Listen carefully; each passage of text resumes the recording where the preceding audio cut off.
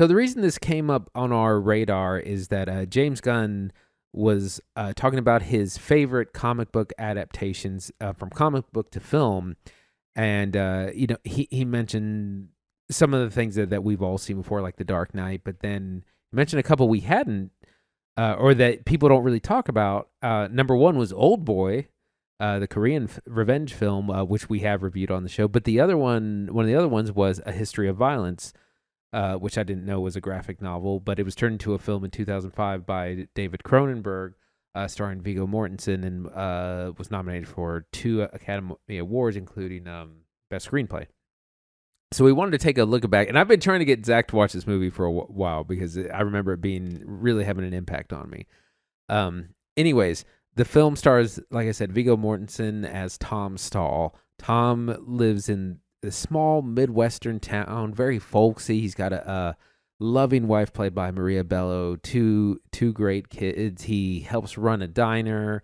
It's a kind of town where everyone knows each other by their first name. Everyone knows everyone's business. Everyone waves and says hi, and it's just like hallmark middle America, like a little nauseating in the first act. But eventually, 2 men try to rob the diner where Tom Stahl works, and in an act of heroism, he kind of leaps into action and has to eventually kind of kill these 2 bad guys, and is deemed a hero. He's a hometown hero. He gets on the news, but he doesn't really like it. He doesn't want to do interviews. He just wants to get back with his family, put it all behind him. But this act of heroism gets the attention of some bad people from Philadelphia who come looking for Tom, who may or may not be what he says he is, or what he appears to be. So that's our setup. Zach, what'd you think? 2005. I liked it. I liked A History of Violence. I didn't think I would, even when Andy told me I would, and I'll tell you why. I think A History of Violence really hurts from the time it came out, as it was infamously the last big release film to be put on VHS. I think that was the deal, before everybody pivoted straight to DVD. I remembered seeing an old trailer for it that is rough. It's actually on IMDb. You can find the trailer on YouTube. I've seen it. It is the trailer. I rewatched it. Very It's poorly bad. edited. It is very bad because it's got all these trappings of old VHS thriller editing for a trailer with it's just not a good trailer, and I just didn't think a lot of it. And because the trailer doesn't show a lot, I just kind of assumed there wasn't much substance in the movie, but there is actually. I'm pleased to say. I'm a big Cronenberg fan too. I'm surprised at how many movies I've seen of his going back, and just last year we watched Crimes of the Future, starring Viggo Mortensen, directed by David Cronenberg. They've worked together for a long time, so I was pleased to say that this one came out better than I thought it was going to be, and that's really charming and does not always happen with older media like this. Sometimes you go back and watch a 4x3 feature, you're like, this does not hold up. But History of Violence actually does, and I had no idea it was based on a comic book. Shout out to James Gunn for being the reason we watched this movie. Where do you want to start talking about this? Because I got a lot of hot takes. I want to start with our kind of setup and plot. So Cronenberg does a great job of kind of subverting expectations, because the movie starts out with after the opening scene, which is very, very slow, painfully slow, but goes from 0 to 100 in an instant. Well, what do you think about just that much? This is the opening scene. Man, the opening is really effective, and is one of the reasons I really got to liking this movie fast. It's like a 4.5 minute one take, which they did not do a lot back in the day. Those have come into, I think, popularity a bit more since, and now you get the digital oneer, right, where they're kind of strung together CGI and they kind of hide the edits. But Cronenberg doesn't have that luxury. Yeah, he shoots these 2 guys, kind of disheveled looking gentlemen coming out of a motel in the morning. One of them's younger, one of them's older, and they hop in their car, and the younger guy's like, I'm so sick of this life. I'm so over it. I want to get out of this. I'm done with it. And the older guy's rolls his shoulders well, that's the job, kid. You don't really get an idea what they're getting into. And as these guys pull around to the motel office to pay their bill and get out of there and hit the road again, they're talking about, we better get going. Sun's getting high. And they pay their bill, and that's when you quickly discover like these two gentlemen are not as they seem. And that's the first time A History of Violence like gives you that turn that like you don't really know who you're watching. It starts with these two dudes right here, and then you get a flash to like Andy said, this Hallmark kind of life with Tom Stahl and his family. It is like a Folgers ad. Like it cuts out of this like horrific scenario with these two dudes to like a coffee commercial. Young, what's her name? Sarah Stahl wakes up in her bed and she's shouting, and Dad runs in, played by Viggo Mortensen, Tom Stahl. What happened, honey? And she's like, I had a nightmare. He's like, oh, come here, and hugs her. And then like his son Jack comes in. What's going on, Dad? He's like, Sarah had a nightmare. Oh no, maybe she had a bad dream. And then right then the light comes on and Mom comes in, Edie, played by Maria Bello. What's happening, gang? Like, it's so perfect. Like, it just gives you each one of them right up front in the most like sickly sweet presentation you could get of this small town family, like who are just living their lives in the middle of Indiana, right? Like Tom owns a diner and he's doing his thing. Kids are going to school, like just no trouble, no trouble sort of lifestyle. Yeah, it's like a Leave It to Beaver level. Yes, like it is. Family. Like I literally laughed, like when the light comes on and Jack's like, "What's going on, Dad?" It's like just one after another. It's like a stage play. Yeah, there's a part of the B plot is like the son Jack is he's having trouble with baseball, and the dad gives him a motivational speech. He was like, just don't stay under it, don't let it get over you unless it's out of the park, and of course then in the big game he catches the ball, and it's like it makes you almost want to roll your eyes. Yes. Which is so good because of like the horror that is coming once things kind of get going. And it sets up these questions, like it's called a history of violence, and violence is the theme. And it's very strange because it's kind of about survival, and in a kind of lesser movie would be like, we don't need violence, we're just going to talk out our problems. But the characters in the movie have to are forced to use it, and sometimes maybe not, but it's kind of this thing that no one can escape as much as they try to. That baseball game is like the first spot in this movie where you can really see like the edges of the budget, because Jack mentions to his dad, "Oh, I've got baseball later, Pop, but I'll be around at the shop, whatever." And like it cuts this ball game, and like all these dudes are wearing like T-shirts that like the production designer just like got out of a bin. They were like, "Here, put these on. You're the yellow ones and you're the red ones." And like they're supposed to be playing in like what is functionally their school's physical education program. It's like PE. And like no PE department in the world is giving you like brand new, fresh washed like shirts that these kids are wearing. Like I couldn't tell if they were like a formal baseball team or what they were. And like that's where you realize like this movie's shot on a small budget. And Cronenberg, I think, does a good job of stretching that. It's shot up in Canada. Looks pretty much like Indiana. Like I don't think anybody would know watching it at home that you're not in like small town America. And Tom Stahl runs this little diner, and it's at this baseball game, where his son Jack gets bullied by another player. And while he's getting bullied, the player, this guy tries to challenge him to fight him, and Jack says, like, what would be the point? Like, violence isn't the answer. And that's when I think, like, you kind of get your first real peek at, like, what the movie is trying to say, right? Like, ultimately, like, violence is not really a solution anywhere, and there's no real point to it, but, like, sometimes people are just driven to it, like, for reasons, I don't know, one reason or another. They're threatened or they feel threatened, right? Like in this answer of like throwing hands and getting a gun out is not a great thing. But then right then the movie does something really clever, because when at the beginning, when they cut from like the opening of these two guys leaving this motel, who were like, and one of them's like, I gotta get out of this, this isn't for me.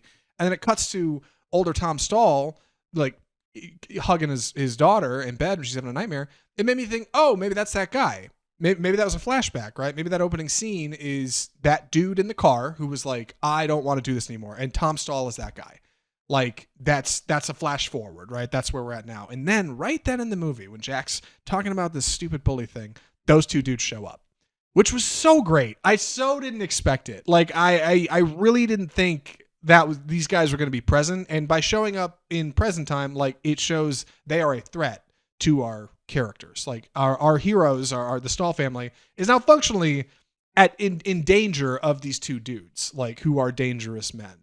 And that was a really pleasant twist too for me. Like, right in the first act, I was like, oh, I didn't think this was going to happen. Like, now Tom Stall better watch out for these dudes. They're not good guys. Which makes it all the more satisfying when they run into each other and functionally trigger the events of the film, right? Like, this is where the violence begins. That was really cool. That was really satisfying on first watch.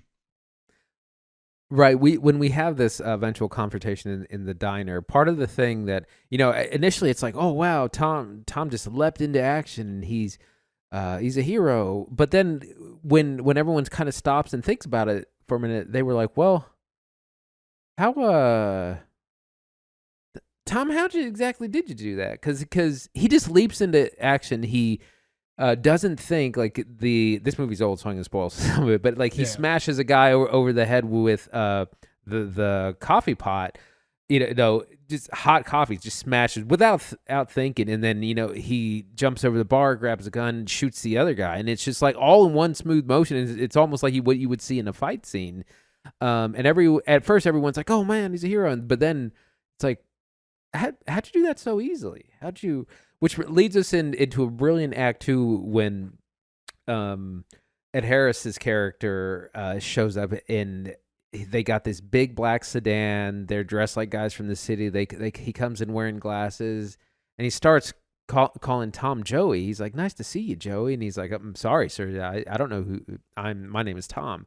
And he keeps pressing, and you get the feeling like these are some gangsters, like some real like mob type figures, and they have a big interest in Tom, and they keep kind of coming around and bothering him, and they kind of think he's someone else. They're like, I think you're actually this guy we used to know in Philadelphia, and I think you're just kind of hiding out here. And he no sir, that's not me. And it brings up another kind of theme in the film, which is identity. Because we think Tom is one thing, and everyone, including his wife and family, thinks he's one thing, but maybe he's not.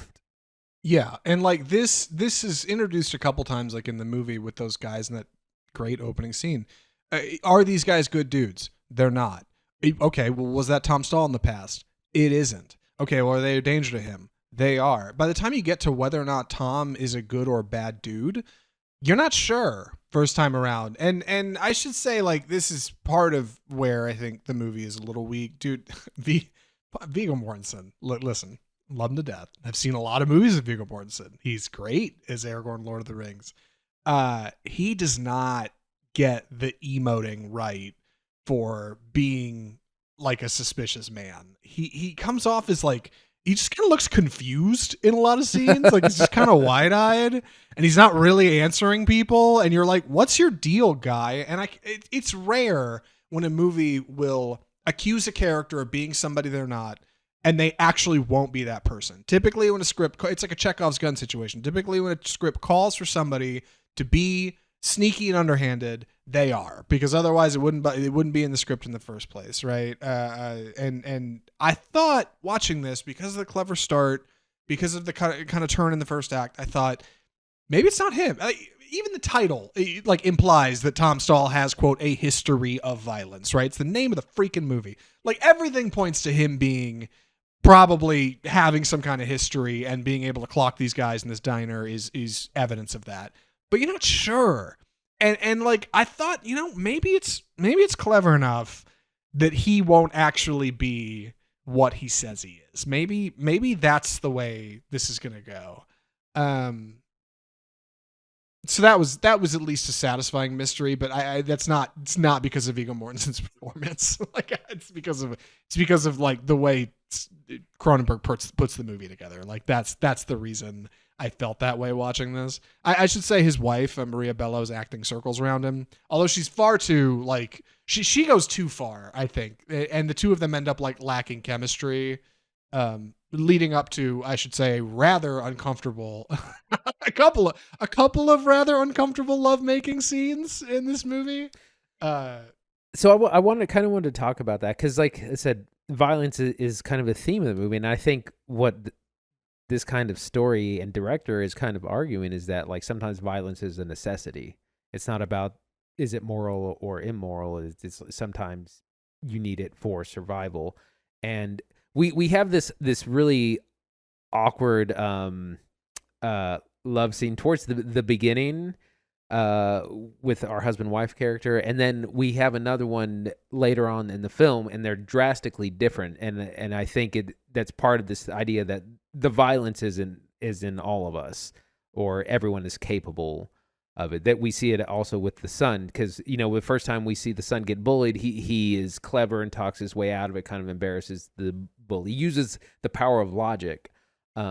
But then he kind of gets pushed into a situation later in the film where he kind of doesn't have a choice but to be violent. And also having seen his dad be violent is also weirdly inspired it.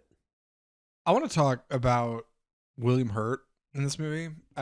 He's not in it much. He's got a little bit of that like Anthony Hopkins Silence of the Lambs thing where he's only in it for like 16 minutes, but got nominated for an Oscar for it, which is crazy. He's barely in the movie and caught a supporting Oscar nom for his performances as Richie in this movie. And he is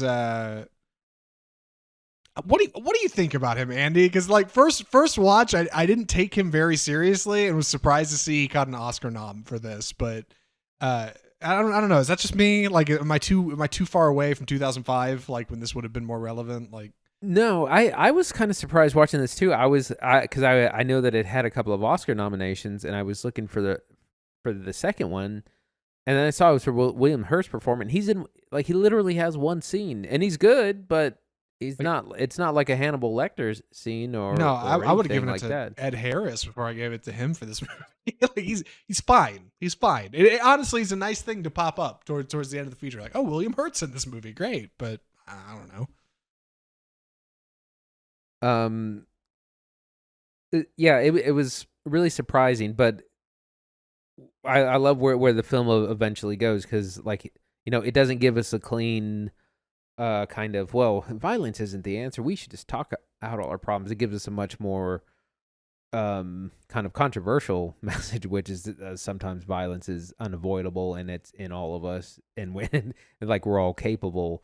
And I was reading through Roger Ebert's review that he wrote back in 2005, and one of the things he talked about, is it seems like Tom was a different person in the past and has now created this very peaceful life, and that the idea that is peace now purchased with violence elsewhere, or violence in the past. Just really interesting messaging that kind of comes through the movie. Yeah, like overall, I was pleased at how thoughtful it ends up being. Like for a feature that again like had a terrible trailer in my opinion, and is like 90 minutes, right? Like, and it came out on VHS. Like it's easy to like relegate this one to like the back fence, especially for Cronenberg's career, right? You say David Cronenberg, you usually think body horror. You think The Fly, starring Jeff Goldblum and Gina Davis. You think Videodrome, Long Live the New Flesh. Maybe even like something like Crimes of the Future.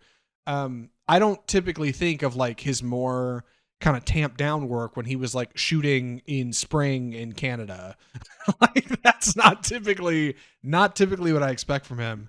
But it's nice that like this movie not only has like this kind of this underpinning of something much more serious that I think is what his other work usually tackles. You do actually get a little bit of that fight, violence choreography. God, the squibs in this movie are excellent, by the way. Like whenever somebody gets shot, the blood explosion that comes out the front of them is top class. Like, oh, it looks so good. Like really over the top. The blood's bright red. Like, oof, God. I remember what part of what was so stark when I first watched this is, again, you have this Hallmark movie setup, and then when the violence happens, it is brutal, it is graphic, it is hard to watch. I mean, it's like what you would watch in a war film, and so it's such a stark juxtaposition, and it's so effective when it happens. Yeah, it really is. Like, overall, I was really pleased. Like, listen, a lot of people recommend stuff to watch for this show, and we love recommends, but it's not every day that one comes along that is like particularly charming, that I've, somebody like me have looked at in the past and like just written off. I'm like, it looks fine. So way to go, man. This is a great recommendation. I really like this movie. It's speaking of, Andy, you ready to move on to recommendations? Yeah, absolutely. Would you recommend A History of Violence? Absolutely would for the esteemed cinephile. This is going way back to 2005. It's short. It's only 90 minutes. But just profound movie and told, and I think in a very it's just so effective the way the setup is so like Midwestern folksy, and then there's this incredible violence that you're going to witness later on, and just like this meditation on the subject like violence and giving us uneasy answers as opposed to kind of what you would get in a Hallmark movie. So I highly recommend. Content warning for strong violence. Yeah, man. That's worth mentioning. History of Violence is a surprisingly challenging watch, I think, for more sensitive viewers. Like, it really does not. I get why it advertised poorly back in the day. Just watching the trailer, I'm like, they can't show all of the really juicy stuff, and it's got to move efficiently, like for an audience that's not used to stuff like this. So it just feels like a movie that was maybe even a little ahead of its time. So surprisingly based on a comic book, which is baffling, but just like Old Boy, like you'd be surprised like the quality of storytelling you can find between the pages of a graphic novel. I like History of Violence. It's a good time. Would recommend. And I'm gonna talk about what we're watching next week on the show, Andy. Andy, what are we watching next week on the show?